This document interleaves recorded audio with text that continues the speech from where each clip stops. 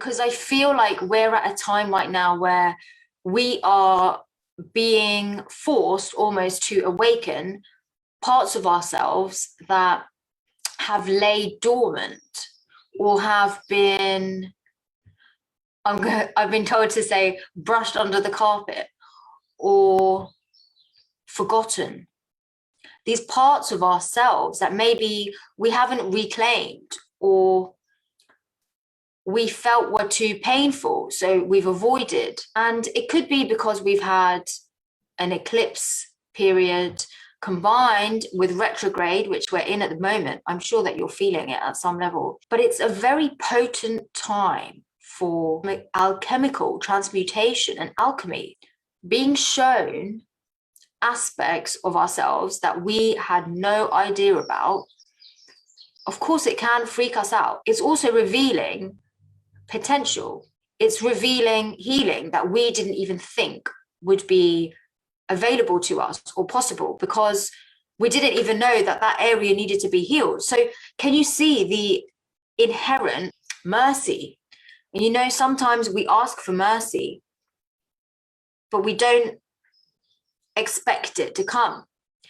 And then when mercy comes during the eclipse and lots of old drawers and boxes get opened, we start to think, who called this in? Who's asked for this? This is hell. So if you feel like over the last few weeks that you've been riding through hell, maybe it's because you genuinely have. Maybe it's because you're strong enough to take that ride, and because you are being shown deeper aspects beyond what you could be willing to consciously acknowledge yourself, deeper potential to what you would be willing to accept yourself. One thing that often comes up when I'm working with clients who have done a lot of deep healing work and who are familiar with shadow work, etc., and healing wounds and reintegrating lost parts of themselves, this classic phrase, how am I still here?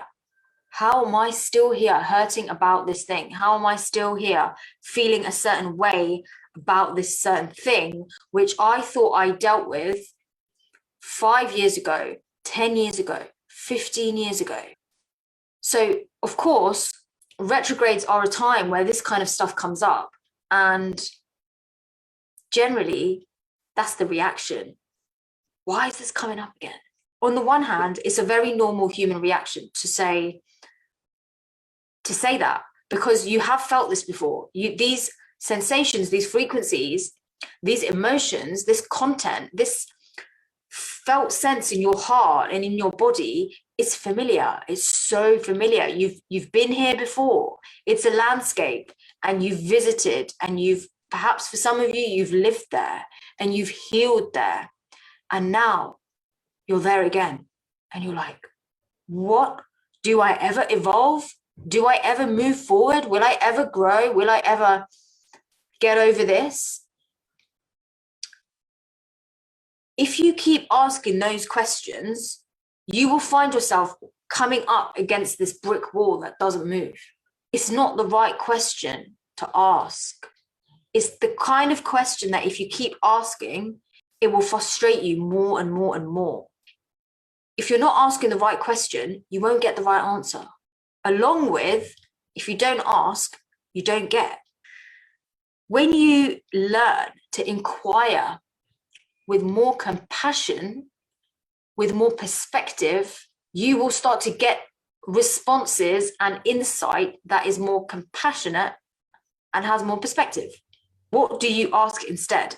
When you are re-experiencing something that you felt you had already healed, when you are re-experiencing a deja vu of trauma, almost a deja vu of pain, and you're thinking, I really dealt with that shadow aspect of myself. What can you ask yourself instead? Some of the things to think about. And there was so much trauma there. I did feel so traumatized, so depressed, so suppressed, so so undervalued, unseen. But at the same time, there is so much left to unpack in terms of the, if I dare say it, creative genius that is and has happened through the evolution and the creativity of financial market instruments, which are literally made up, right? So for me, it's an interesting way to approach the revisiting of these cycles that we find ourselves in. What juice have you got left to extract? Have you really extracted all of the genius of everything that has happened to you that has been fucking hard and painful, right? Have you really met that? If it still is held in your body as a shock response, if it still reverberates through you as pain, you haven't extracted the full trauma, wisdom. You haven't extracted the full purpose of why you were there, why that had to happen to you, right? So we go round in these circles and we keep going round in these spirals. Just like if you were to squeeze a lemon. When you squeeze a lemon, yes, it could be you haven't fully processed and felt that particular feeling or an emotion, but it doesn't necessarily mean it's related to that event. It could just be you haven't fully processed the emotion of not being seen or being abandoned or being physically hurt. You haven't, it might not be to do with that specific event. Secondly, it could be that you've just got a little bit more that you really need to access in order for you to be able to be still in when those frequencies arise. And look, we're living in a world where these frequencies, challenging frequencies, are arriving every single moment. We are living through times where resilience, energetic, emotional, and spiritual resilience is inherently required. And what is resilience? Except the capacity to feel fully, to draw wisdom, to not have to reenact in order to be. The final thing is to remember, what can this teach me? Is this teaching me something? Have I still not yet learned something fully about myself and my potential? And then finally, if there is a treasure of a gift here, if there is something that I can take, some gold that was personal to me, that I was given, some strike of light that I haven't seen from this experience, this scenario, show me it. Show me it so I can accept it. Because when you start to do trauma work and accept the shadow, you also need to learn how to accept the light, because they are part of the same unraveling. So accepting the light can often be harder than accepting the shadow. Why? Because we are feeling beings, and light frequencies that are very high are difficult to feel. Why? Because you need to be very still. It's easier to feel emotional currents that move. It's easier to feel density because we're here in the human realm.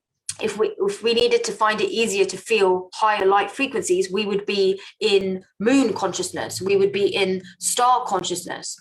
And in a way we are, but we are also here in this physical, relatively dense human environment where feeling emotional stuff is our bread and butter.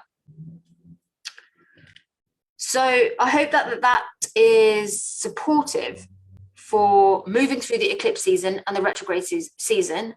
And there is an opportunity for you to do this now. Really, really unpack it. Recognize, try as much as you can to digest with self-compassion rather than I'm being punished again. You're not being punished again. You were never being punished. But when you recreate that narrative, you punish yourself. And then you have to see punishment for what it really is, your self-creation. And then in order to see that, in order to get over it and move through it and choose a different path, you have to get sick of it. And you only get sick of something when you've been fed it enough, and you've done it enough times. So the spiraling is benevolent when you can ask yourself the questions that are balanced, that have perspective, that carry wisdom, and that offer you a holistic picture rather than just, why is this happening to me again? So it starts with you, as it always has done. It's always started with you and the way that you choose to inquire, right? Inquiring into self is not easy. It's not automatic. We have to learn it, actually. Like I'm always finding ways to refine the inquiry into myself and going, oh, wow, if I ask that way, I get a completely different landscape that opens. If I ask this way, a completely different type of frequency opens, and I can feel completely different depending on what I ask. So we need to start to learn, how do we relate, communicate, and inquire within ourselves, and try our best every day to do it with compassion.